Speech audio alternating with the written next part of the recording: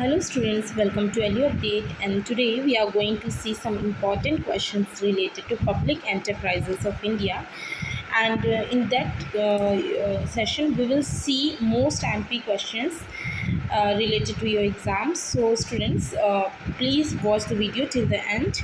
If you want the detailed PDF session of that session, then you can download our LU Update app from the Google Play Store, and from there you can obtain the detailed PDF of that session.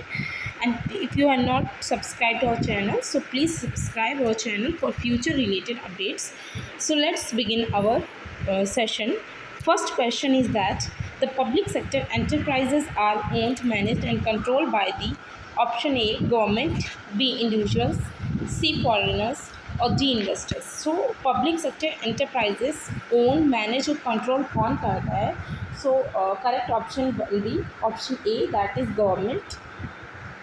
What is a public enterprise?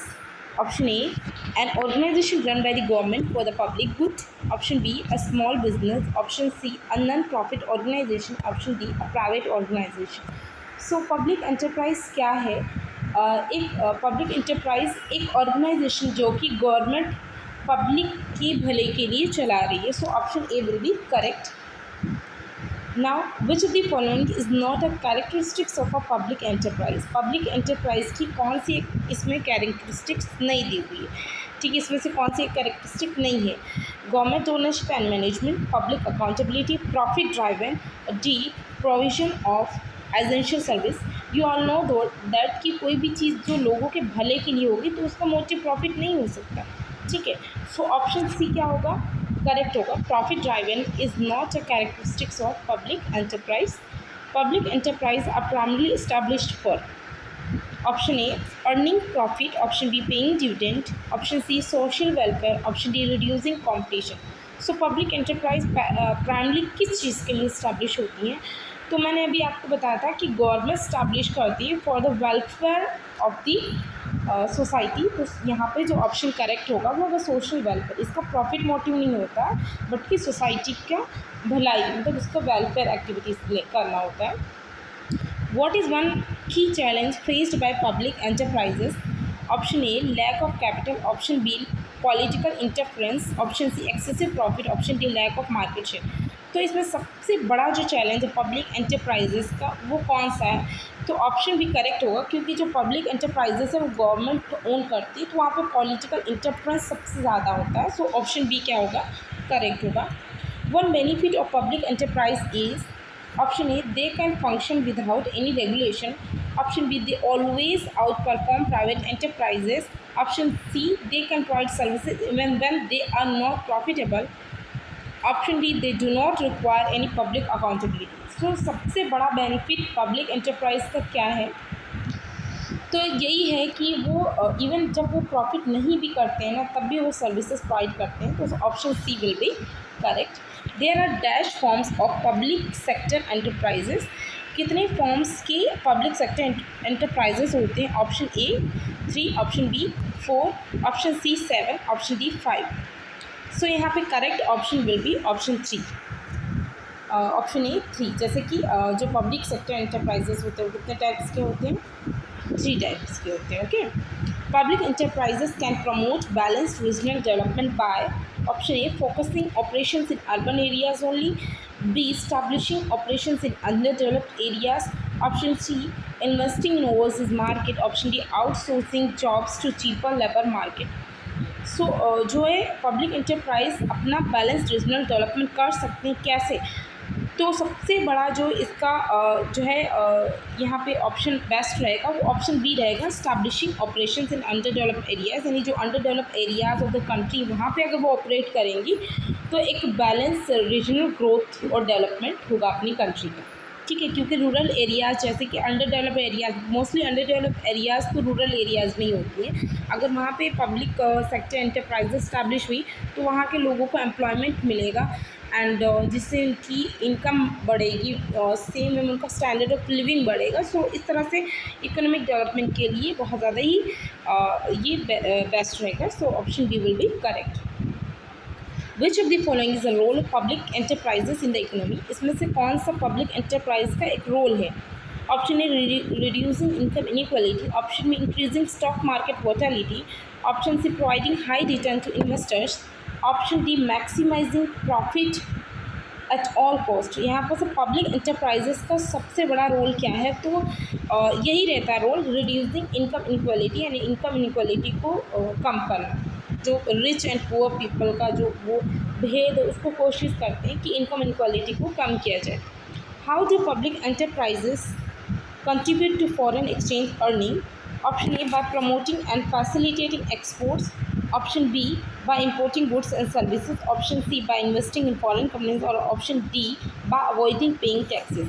So public enterprises किस तरह से foreign exchange earnings करके contribute करते हैं, तो सबसे पहला जो ऑप्शन है, ऑप्शन ए करेक्ट, यानी कि एक्सपोर्ट को फैसिलिटेट करके, उसको प्रमोट करके, यही जो सबसे बड़ा काम करती है पब्लिक इंटरप्राइजेस, जिससे कि फॉरेन एक्सचेंज अर्निंग्स में कंट्रीब्यूट करती है। स्टूडेंट यहाँ पे आई थिंक क्वेश्चन कट हो चुका है, सो ये अवेलेबल नहीं है। आई डोंट नो कि यहाँ पे क्या आंसर आएगा, ठीक है। मे भी ऐसा हो सकता है कि जो भी आई थिंक गवर्नमेंट कंपनी के लिए पूछा गया है, ठीक है, तो अगर गवर्नमेंट कंपनी के रिलेशन में पूछा गया है, ठीक है, तो not answerable directly to parliament. मे भी हो सकता है बेनिफिट्स, आई थिंक बेनिफिट्स पूछे हैं गवर्नमेंट कंपनी के, तो सबसे पहला not answerable directly to the parliament, management and administration is in the hands of the government is the only shareholder in some of the companies. Option D all of this. May be या तो characteristics पूछा है तो advantage, तो ये सभी चीज़ें correct है। अगर गवर्नमेंट कंपनी के रिलेशन में पूछा है तो गवर्नमेंट कंपनी डायरेक्टली जो है आंसरेबल नहीं होती पार्लियामेंट को, मैनेजमेंट और एडमिनिस्ट्रेशन गवर्नमेंट के हैंड में होता है, और गवर्नमेंट ही सिर्फ शेयर होल्डर होता है कुछ कंपनीज़ में, ठीक है। और option D all of these आएगा। According to the Companies Act 2013, a government company is a company in which not less than dash percentage of the paid up capital is held by the central government or partly by the state and the central government. So option A 100, option B 56, option C 51, option D 54. सो जो Indian companies act 2013 है उसके accordingly एक government company जिसके कितने percentage of, मतलब कितने percentage या उससे कम जो है नहीं होने चाहिए, अगर उसको गवर्नमेंट कंपनी होना है तो उसके शेयर्स, मतलब उसका जो सेंट्रल गवर्नमेंट के पास उसके जो है शेयर्स होंगे उतना, या तो स्टेट और सेंट्रल गवर्नमेंट का। तो यहाँ ऑप्शन सी 51 करेक्ट आएगा, क्योंकि जो अगर गवर्नमेंट कंपनी के ओनरशिप चाहिए, ठीक है, कोई भी कंपनी में, तो उसके शेयर्स 51% से कम नहीं होने चाहिए, तो वो गवर्नमेंट कंपनी या स्टेट और सेंट्रल गवर्नमेंट की कंपनी मानी जाएगी। What role does a public enterprise play in the national economy regarding employment? Option A, provides more part-time jobs than full-time jobs. B, reduces overall employment levels. Option C, provides stable employment opportunities. Option D, prioritize automation over human labor.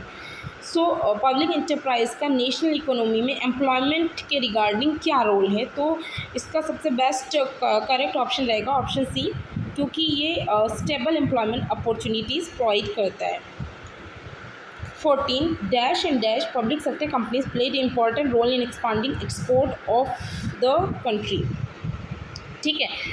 तो इसमें से कौन से जो options वो correct रहेंगे कि जो हमारे देश की जो है एक्सपोर्ट को बढ़ावा देते हैं, कौन सी कंपनीज़ हैं? MMTC, STC, BITC, STC, CITC, MMTC और D none of the above. So जो MMTC एंड STC है ये करेक्ट ऑप्शन रहेगा, बिकॉज ये दोनों जो कंपनी जो होती है पब्लिक सेक्टर कंपनीज, इनका बहुत ही इम्पॉर्टेंट रोल रहता है for promotion of export in the country.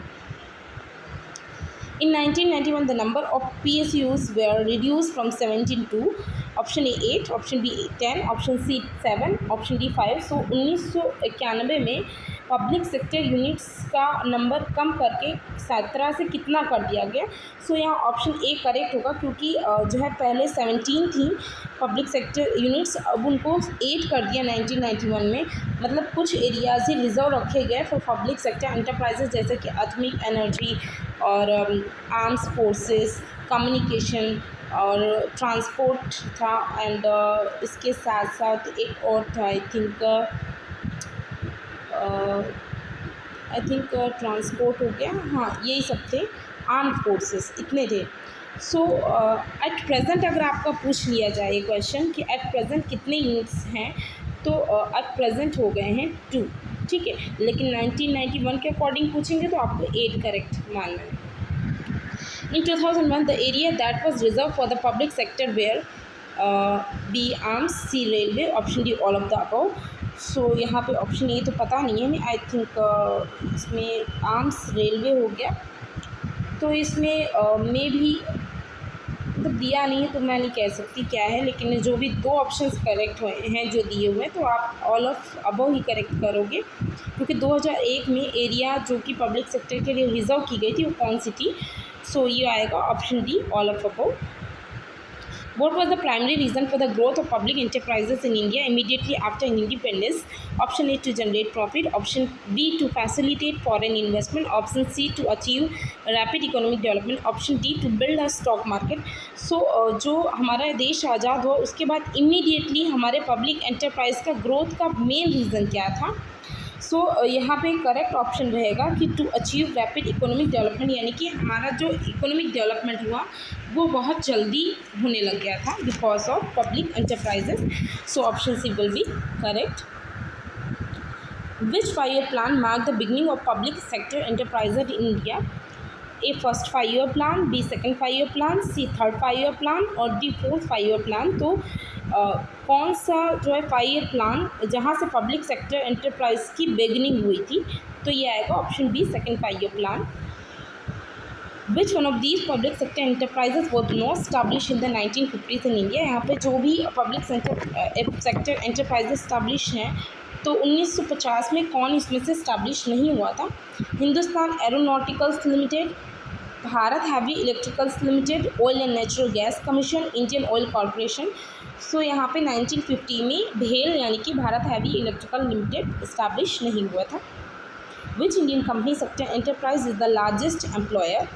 A oil and natural gas commission ONGC, B Indian railway, C Bharat heavy electrical limited भेल, D Indian oil corporation. So यहाँ पे कौन सा ऐसा पब्लिक एंटरप्राइज है जो सबसे बड़ा एम्प्लॉयमेंट प्रोवाइड करता है? तो ये तो मुझे नहीं लगता आपको कन्फ्यूजन होनी चाहिए, इंडियन रेलवेज़ आएगा, क्योंकि आपको पता है एवरी ईयर कितनी सारी वैकेंसीज निकलती है। इंडियन रेलवेज़ का स्कोप बहुत ज़्यादा बड़ा है, वहाँ पे एम्प्लॉयमेंट अपॉर्चुनिटीज़ बहुत ज़्यादा है। तो option B will be correct. The post-liberalization era in India led to the policy of dash for public enterprises, nationalisation, privatisation, subsidisation और मोनोपोलाइजेशन। सो जैसे लिबरलाइजेशन एरा के बाद वाला जो पोस्ट टाइम है, उसके बाद वाला जो टाइम है, तो उसके बाद पब्लिक इंटरप्राइजेस के लिए क्या हुआ, पॉलिसी कैसी हो गई? तो यहाँ पे पॉलिसी जो पब्लिक इंटरप्राइजेस की वो प्राइवेटाइजेशन पे चेंज हो गई। तो इससे प्राइवेटाइजेशन बहुत ज़्यादा ही हुआ पब्लिक इंटरप्राइजेस में। The oldest and the most traditional form of organizing public sector enterprise is option A, statutory corporation, option B, departmental undertaking, option C, government companies, option D, both B and C। तो यहाँ पूछ रहे हैं जो सबसे ज़्यादा पुराना जो ट्रेडिशनल फॉर्म है और पब्लिक सेक्टर एंटरप्राइजेस को ऑर्गेनाइज करने का, तो वो कौन सा है? तो ऑप्शन बी आएगा, departmental undertaking.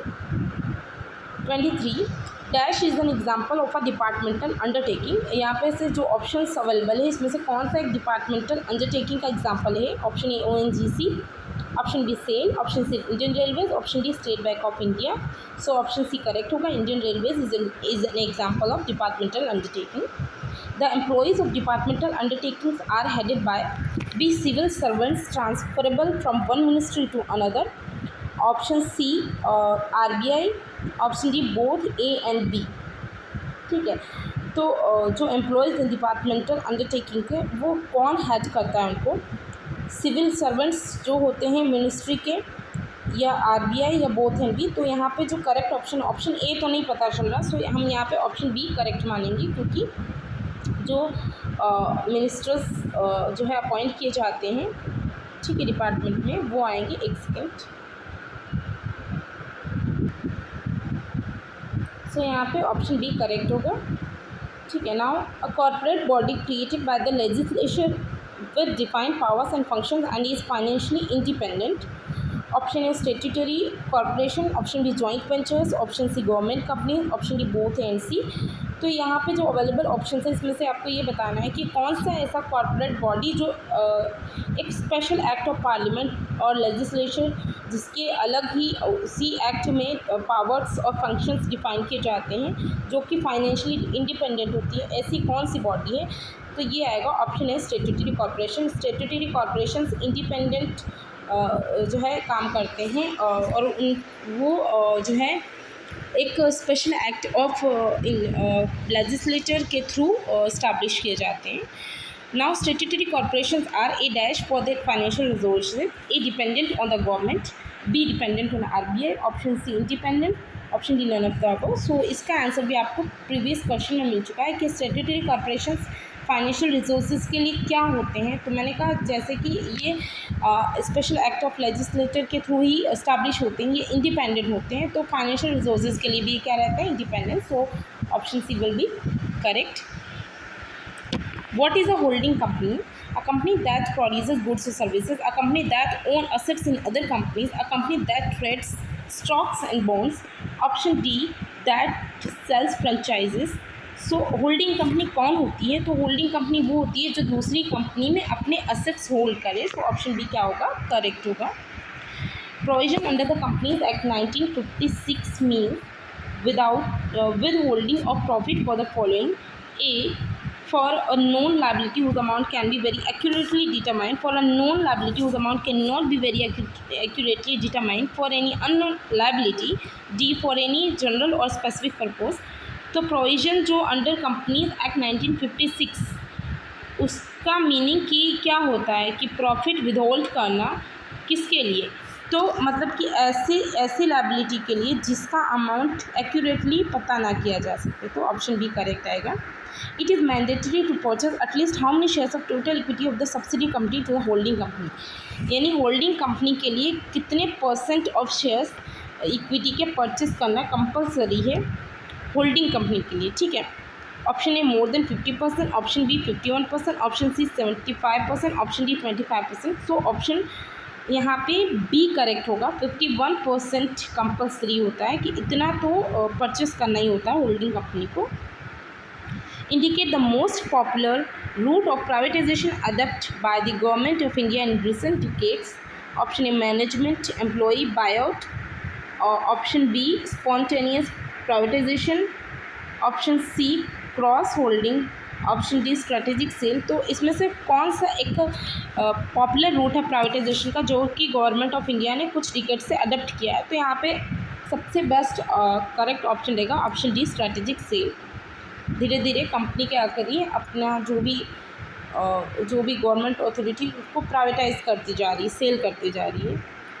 31 life insurance corporation was establish as a government company, B holding company, option C public corporation, option D subsidiary company. तो लाइफ इंश्योरेंस कंपनी किस तरह से स्टैब्लिश हुआ था? तो it was establish as a holding company. So option B will be correct. One of the following statement is wrong under the permission granted to the company secretary by general resolution. इसमें से कौन सा एक statement wrong है जो कि company को जो है परमिशन ग्रांट करता है कंपनी सेक्रेटरी जो है एक रिजोल्यूशन से परमिशन ग्रांट करता है। That is a private tutorship, B holding of LIC agency licence, option C holding of public elective officers as MP and MLA etcetera, option D valuation of papers acting as a paper setter and head examiner, then editorship of journals other than professional journals. So यहाँ correct option होगा ये वाला कि editorship of journals other than professional journals, ये correct option होगा। Which of the following statement is true about the public enterprises in India, इसमें से कौन सा पब्लिक इंटरप्राइजेस के लिए स्टेटमेंट सही है। The capital of public enterprises is raised primarily from the non-resident Indians. The public enterprises are accountable only to government. The public enterprises are free from parliamentary inquiry into their management. Option D, the public enterprises are accountable to the public through the parliament. सो यहाँ option correct रहेगा option D, public enterprises को public को जवाब देना पड़ता है, उसके लिए ये अकाउंटेबल होते हैं पार्लियामेंट के थ्रू। ओके, तो ऑप्शन डी क्या होगा correct. Which one of the following is not the objective of public enterprises, इसमें से कौन सा एक पब्लिक इंटरप्राइजेस का ऑब्जेक्टिव नहीं है। Option A generating job opportunities, option B maximum profit earning, option C reducing economic disparities, option D control on monopolies. So option B correct होगा क्योंकि प्रॉफिट अर्न करना या उसको मैक्सिमाइज़ करना ये पब्लिक इंटरप्राइजेस का ऑब्जेक्टिव नहीं होता है। Which of the following is not a Maharatna industry in India, इसमें से कौन सा महारत्न इंडस्ट्री नहीं है इंडिया का। That is option A CIL, option B SAIL, option C oil and option D Gayle.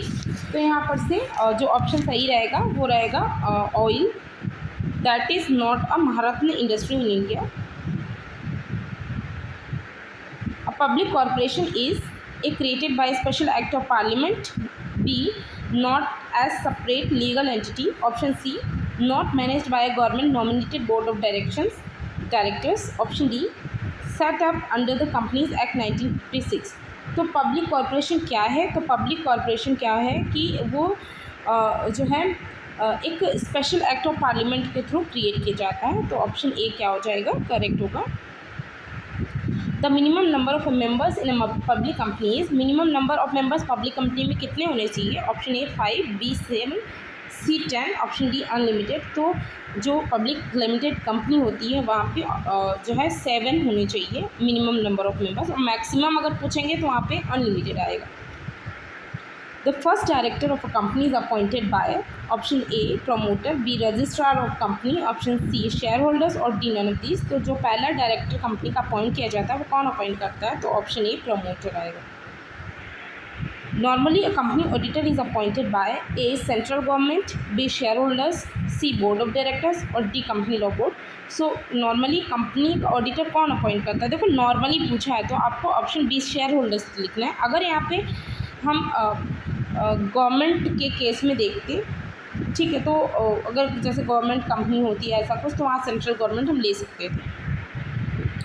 40 in a company internal auditor is appointed by, कोई भी company में इंटरनल ऑडिटर कौन अपॉइंट करता है। A board of directors, B डीआनी, C government, D creditors. तो यहाँ पे जो भी कंपनी अगर होगी उसका इंटरनल ऑडिटर हमेशा बोर्ड ऑफ डायरेक्टर्स ही अपॉइंट करेंगे, ठीक है। हो सकता है बी ऑप्शन शेयर होल्डर्स दिया होगा बट हम शेयर होल्डर्स नहीं ले सकते। 41 delegation of authority results in first decentralisation of branches at various places, 2 delegation of authority by top management without losing responsibility, 3rd avoiding responsibility by management. So delegation of authority मतलब क्या होता है कि जो branches हैं उसका decentralise हो जाता है अलग अलग प्लेसेस पे, और जो अथॉरिटी है टॉप मैनेजमेंट की वो डेलीगेट हो जाती, बढ़ जाती, बट रिस्पॉन्सिबिलिटी नहीं बढ़ती, ठीक है। तो यहाँ पे ऑप्शन बी करेक्ट होगा। सो 1 and 2 करेक्ट है, ठीक है, और यहाँ पे ये रॉन्ग रहेगा, avoiding responsibility by management. 42 delegation of authority make the size of the organization A smaller organization, B larger organization, C very big organization और D it does not affect the size of the organization। तो अगर authority को delegate किया जाएगा तो size of organisation क्या हो जाएगा, लार्ज हो जाएगा, तो लार्जर ऑर्गेनाइजेशन आएगा। Now 43 the enterprises exclusively owned, managed and controlled by the central or state government are known as, ऐसे इंटरप्राइजेज जो कि एक्सक्लूसिवली मैनेज किए जाते हैं, कंट्रोल किए जाते हैं सेंट्रल और स्टेट गवर्नमेंट से, तो वो कौन से होते हैं, government company, public enterprises, joint stock company, private enterprise. तो यहाँ पे आएगा ऑप्शन बी पब्लिक एंटरप्राइजेज, ठीक है। गवर्नमेंट कंपनी क्या होता है, वो वो भी मिनिस्ट्री या वो लोग करते हैं, इसलिए वो नहीं आएगा, यहाँ पे पब्लिक एंटरप्राइज आएगा correct option. Public enterprises set their prices primary based on A the owners personal preferences, B competitors prices, C market demand and production cost, D the price of gold. Public enterprises अपने prices किस basis पे select करते हैं, तो वो option C यानी कि market demand और प्रोडक्शन कॉस्ट के बेसिस पे सिलेक्ट करते हैं। The primary source of financing for public enterprises is A private investors, B crowd funding, C government funds और D loan from foreign countries. तो public enterprises का जो primary source होता है फाइनेंसिंग का वो आएगा option C government funds. 46. The role of the financial advisor in a public enterprise includes A deciding what products to sell, B determining employee wages, C assisting in financial decision making और D designing the company logo।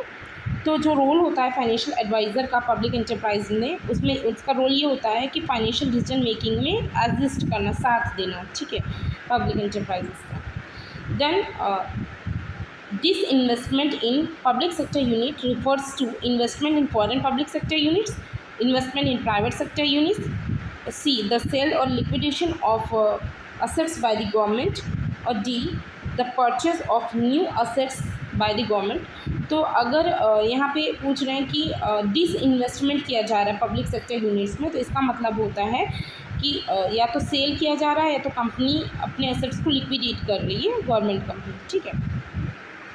Performance of the trade repatriation effect of the border union date, option A J Viner, B Ohlin, B दिया नहीं है, option C B Ohlin और D J Koopman. तो जो performance है trade reputation effect of the border union, ये किसने किया था, तो इसका ऑप्शन ए आएगा J Viner. Correct action option A रहेगा। Managerial grid as a performance evolution tool was devised bye option A Peter F Drucker, option B Morton and Black, option C Koontz and O'Donnell, option D Henry Mintzberg. तो managerial grid को as a performance evolution tool किसने devise किया था, तो यहाँ पे option B correct आएगा, that was devised by Morton and Black. PERT and CPM techniques are for planning of projects, for determination of objectives, for budgeting और for policy making। So PERT and CPM techniques जो हैं ये कोई भी project plan के लिए use होती हैं, so option A will be correct. Techniques of capital budgeting is applied to evaluate B investment in fixed assets, C investment in current assets और D investment in wasting assets। जो capital budgeting की techniques हैं वो किस में apply किए जाते हैं, तो आपको याद भी होगा कि इन्वेस्टमेंट इन फिक्स एसेट्स में होती है, तो ऑप्शन भी करेक्ट होगा, जैसे कि मशीनरी और ये सभी चीज़ें जो होती हैं उसके लिए होता है। Now as per the RBI act 1934 the following functions are describe as the functions of a central bank. यहाँ पे जो फंक्शंस दिए गए हैं 1934 की जो RBI एक्ट है उसके अकॉर्डिंगली कौन से RBI के फंक्शंस हैं, banking functions, second advisory functions, third supervisory functions, fourth promotional functions. Identify the correct combination. तो जो कौन से करेक्ट रहेंगे, ठीक है, RBI एक्ट के अकॉर्डिंग, तो आई थिंक मेरे हिसाब से banking function, advisory function, supervisory function and promotional function. तो यहाँ पे जो करेक्ट ऑप्शन रहेगा, एक तो एडवाइजरी फंक्शन आएगा, देन सुपरवाइजरी फंक्शन और प्रमोशनल। बैंकिंग फंक्शंस ये इतना परफॉर्म नहीं करता है, ठीक है, बैंकिंग परफॉर्म्स तो कमर्शियल बैंक्स करती हैं। सो यहाँ पे जो ऑप्शन जो सही है वो 2, 3 एंड 4 रहेगा, सो ऑप्शन सी करेक्ट होगा, ठीक है। यहाँ पे जो करेक्ट आंसर ये दिया हुआ था, बट आई थिंक ये कन्फ्यूजन ये रॉन्ग रहेगा। बैंकिंग फंक्शंस तो गवर्नमेंट जो कमर्शियल बैंक्स होती हैं वो करती हैं, सो ऑप्शन सी रहेगा, ठीक है। यहाँ पे जो ऑफिशियल आंसर की के अकॉर्डिंगली ये दिया हुआ है ये answer, but I don't think ये करेक्ट है, इसलिए मैं ये ऑप्शन सी कर रही हूँ, ठीक है। Assessment of duty and obtaining refunds is one of the functions of company secretary which is associated with A corporate law advisory services, B tax planning and management services, option C corporate restructuring services, option D financing services। So duty को assessment करना और उसके accordingly refund obtain करना एक company secretary का काम है। तो ये किससे जुड़ा हुआ है? तो it is related to tax planning and management services. Option B will be correct. Who among the following is called a business economist? A company secretary, B liaison officer, C economic advisor, D controller of accounts। तो इसमें से business economist किसे कहा जा सकता है? तो obviously यहाँ पे इकोनॉमिक एडवाइज़र ही आएगा, ठीक है। Which one among the following is not the salient features of industrial policy since 1991? सो इसमें से कौन सा एक फीचर नहीं है इंडस्ट्रियल पॉलिसी 1991 का? Enormous expansion of private sector, redefining the role of public sector, C limited exposure of Indian industry to foreign competition, D pruning of the list of item reserve for SSI units. सभी correct है, ठीक है, सारे features हैं, क्योंकि liberalisation मतलब कि liberal होना, छूट होना। तो यहाँ पे लिमिटेड एक्सपोजर बोल रहे हैं, फॉरेन कंपटीशन के अगेंस्ट लिमिटेड एक्सपोजर, लिमिटेड छूट मिली हो इंडियन इंडस्ट्री को फॉरेन कंपटीशन के अगेंस्ट। तो ये फीचर नहीं है, ठीक है, और सारे फीचर करेक्ट है। सो ये option C will be correct, क्योंकि यहाँ पे नॉट पूछा है। ओके, देन अभी हमें जो है लिस्ट मैच करनी होगी। यहाँ पे हमने 55 देखा, ठीक है। अब यहाँ पे लिस्ट मैच करेंगे। Dutt committee, then Chelliah committee, रंग रंजन कमिटी एंड चोर कमिटी, ठीक है। तो यहाँ पे करेक्ट क्या आएगा? तो इसके ऑप्शन हैं industrial licensing, tax reforms, public sector undertaking disinvestment और कैश क्रेडिट सिस्टम। सो 1 मिनट, लेट मी चेक। तो यहाँ पे जो क्वेश्चन है उसके अकॉर्डिंगली दत्त कमेटी ये किसके लिए थी? इंडस्ट्रियल लाइसेंसिंग के लिए थी।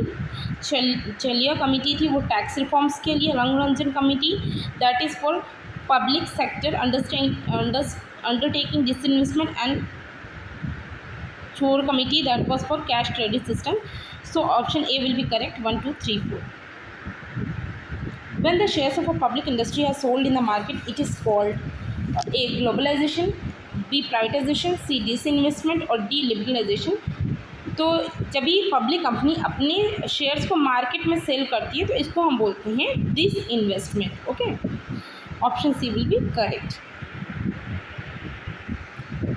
यहाँ पे आई डोंट नो क्वेश्चन क्या था, तो वी कांट से, तो मैं ये क्वेश्चन आपको स्किप करवा रही हूँ बिकॉज क्वेश्चन ही नहीं पता। तो मैं आपको मे भी हो सकता है कि इसमें से करेक्टली मैच क्या नहीं है, ऐसा भी आंसर हो सकता है, बट आई डोंट नो क्या है, ठीक है। तो यहाँ पे मुझे नहीं पता चल रहा है ये चीज़ क्या है, तो ये मैं स्किप कर रही हूँ। Disinvestment of public sector enterprises imply sale of equity shares to private sector और public, B closing down operations, C investing in new areas और D buying shares of PSE। Disinvestment of PSE मतलब क्या होता है? तो इसका मतलब ये होता है कि पब्लिक सेक्टर एंटरप्राइजेस के शेयर्स को बाय करना, ठीक है, ये आएगा।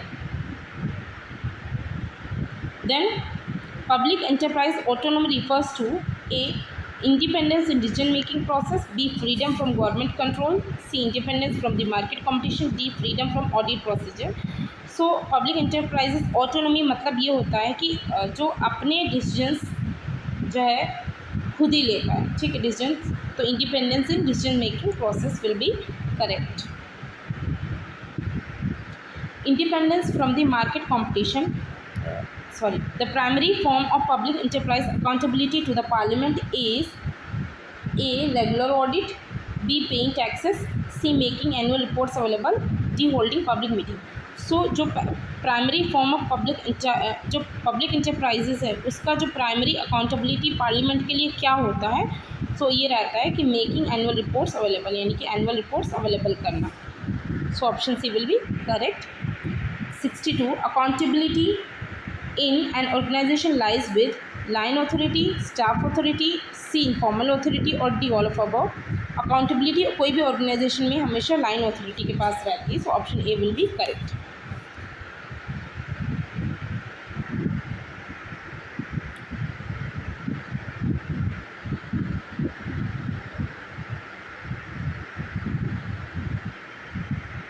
Which of the following statement is correct? A. Autonomy and accountability are incompatible. B. Autonomy and accountability are independent of each other. C. Greater the economy, more is the accountability. And D autonomy believes control. ठीक है, तो यहाँ पर से कौन सा एक option correct है? तो सबसे पहला यही रहेगा कि autonomy believe control, autonomy control में बिलीव करती है, दैट इज़ करेक्ट। ठीक है, which of the following statement is correct? A. Autonomy and accountability are incompatible. Autonomy and accountability are independent of each other. Option C greater autonomy greater accountability. Option D autonomy rejects और neglects control. ठीक है, सो इसमें से कौन सा correct option नहीं है? Option है ऑटोनॉमी एंड अकाउंटेबिलिटी इनकम्पैटिबल होते हैं, autonomy and accountability independent of each other होते हैं। जितनी ज़्यादा ऑटोनॉमी होगी उतनी अकाउंटेबिलिटी रहेगी, और ऑटोनॉमी रिजेक्ट्स और नेगलेक्ट्स कंट्रोल। सो यहाँ पे हमने बिलीव्स इन कंट्रोल लिया था, तो हम ऑटोनॉमी रिजेक्ट्स कैसे मान सकते हैं? तो यहाँ पे ये आएगा कि greater autonomy and accountability are independent of each other, ये आएगा। आई थिंक मुझे लग रहा है क्वेश्चन ही रॉन्ग है। ठीक है, ये आप छोड़ दीजिए, बिकॉज ये ऑप्शन करेक्ट दिया हुआ है ऑप्शन आंसर की में। आई डोंट थिंक ये करेक्ट है, क्योंकि एक तरफ हम ये ले रहे हैं कि ऑटोनॉमी कंट्रोल में बिलीव करता है, तो यहाँ पर नेगलेक्ट कैसे आ सकता है? सो ये क्वेश्चन स्किप कर दो, ये रॉन्ग है। ठीक है, one man's control is the best in the world, this is the statement. A. Honey, B. Taylor, C. Fayol और डी. W.R. बैसेट। तो पूरी दुनिया में एक इंसान का कंट्रोल बेस्ट माना जाता है। सो ये स्टेटमेंट किसने दिया था? तो it was given by W.R. Bassett. Option will be correct. Private companies are preferred because A. They can raise capital by selling shares to public. B. They need not have any director. C. Control is retained in the hands of a few persons. D. Their formation does not need any legal formality. So private companies को ज़्यादा prefer किया जाता है, क्यों? Because जो यहाँ पे control होता है वो कुछ लोगों के पास ही होता है। ठीक है, सो ये करेक्ट आएगा। Chartered accountants are A. Skilled auditor, B. Government auditor, C. Professional auditor और डी. None of above. तो चार्टर्ड अकाउंटेंट्स क्या होते हैं? वो स्किल ऑडिटर होते हैं। ठीक है, यहाँ पे स्किल्ड करेक्ट आएगा। ठीक है, which of the following is not a technique of control? Option A budgeting, B. Span of control, C. Quality control और डी. Internal control. तो यहाँ पर से टेक्निक ऑफ कंट्रोल कौन सा नहीं है? तो that will be span of control, budgeting, quality control and internal audit. ये सारे जो है टेक्निक्स ऑफ कंट्रोल हैं, बट स्पैन ऑफ कंट्रोल ये कोई टेक्निक नहीं है control. Now a systematic examination of books and records of a business is called A. Auditing, B. Vouching, C. Verification, D. Checking. So एक systematic examination of books और records का हो, system wise जो examine हो books और records, तो उसको हम क्या बोलेंगे? That will be auditing. Option A will be correct. Which of the following the most important document of the company? Option A memorandum of association, B. Article of association, C. Prospectus और D. Annual report. So सबसे ज़्यादा ज़रूरी document क्या है company का? तो अगर सबसे पहला पूछा है तो मेमोरेंडम ऑफ एसोसिएशन है। अगर आपको बोथ ऑप्शन दिए होते, बोथ ए एंड बी, तो आप दोनों ले लेते, क्योंकि ये दोनों ही इंपॉर्टेंट होते हैं, लेकिन जो पहला प्रेफरेंस होता है वो मेमोरेंडम ऑफ एसोसिएशन को देते हैं। सो मेमोरेंडम ऑफ एसोसिएशन को पहले आप कंसिडर करोगे। अगर बोथ ए एंड बी आ गया तो आप दोनों ऑप्शन करेक्ट करोगे। ये दोनों ही इंपॉर्टेंट डॉक्यूमेंट होते हैं कंपनी के, बट यहाँ पे हमें एक सेलेक्ट करना है, सो हम ये ऑप्शन ए ले रहे हैं। ठीक है, now Consumers Cooperative Store is set up by A. Central Government, C. State Cooperative Bank, D. Members. So Consumers Cooperative Store किसने सेटअप किया? तो आता है मेंबर्स करते हैं। So option D will be correct. Okay, Consumers Cooperative Store is set up by A central government, B state government, C registrar of cooperative societies और D members. तो यहाँ पे देखो सबसे ज़्यादा जो अच्छा ऑप्शन रहेगा वहाँ पे, क्योंकि हमें जो ऑप्शन थे उसमें से मेंबर्स से सिलेक्ट करना पड़ा, लेकिन अगर आपको रजिस्ट्रार ऑफ कोऑपरेटिव सोसाइटी दे दिया जाए तो आपको ये वाला ऑप्शन सेलेक्ट करना होगा। ओके, मेंबर्स नहीं करना है, तब पहला प्रेफरेंस इसको देना है। So option C will be correct. In which year was the consumer protection act enacted? कौन से ईयर में कंज्यूमर प्रोटेक्शन एक्ट बनाई गई थी? ए 1975, बी 1979, सी 1982 और डी 1986। तो डी विल बी करेक्ट, 1986 में कंज्यूमर प्रोटेक्शन एक्ट एनेक्ट हुई। Setting up of competition commission of India, CCI is the by product of B competition act, C MRTP act, D essential commodities act. So competition commission of India किसका by product है? तो it is the by product of competition act, यानी competition act जो 2002 आया था उसका एक by product यानी कब आया? Competition commission of India. Now, which one of the following replaced MRTP, Monopolies Restrictive Trade Practices Act? ये किसने रिप्लेस की? Option A competition act, B FRBM act, C FEMA और डी फेरा। तो it was replaced by competition act 2002। So option A will be correct. MRTP Act came into force A 1970, B 1970, C 1971, D 1972। MRTP Act है ना वो 1969 के नाम से जानी जाती, ठीक है। ये एक्ट 1969 में आई थी, बट इसको फोर्स में कब लाया गया? 1970 में। सो ऑप्शन बी क्या होगा? करेक्ट। नाउ हियर यहाँ पे मे भी हो सकता है कि MRTP एक्ट किस लिए आया था? तो unfair trade practice, monopolistic trade practice, restrictive trade practice, the all of this. So MRTP act इसीलिए इंट्रोड्यूस हुआ था ये सारी चीज़ों को अवॉइड करने के लिए। जो अनफेयर ट्रेड प्रैक्टिस होता है, मोनोपोली होती थी ट्रेड प्रैक्टिसेस में, रिस्ट्रिक्टिव ट्रेड होता था। So option D will be correct, all of this. According to FEMA, foreign exchange does not include a deposits payable in any foreign country, B bills of exchange drawn in Indian currency but payable in any foreign currency, C travelers checks drawn by institutional outside India but payable in Indian currency, D draft drawn by banks outside India and payable in foreign currency।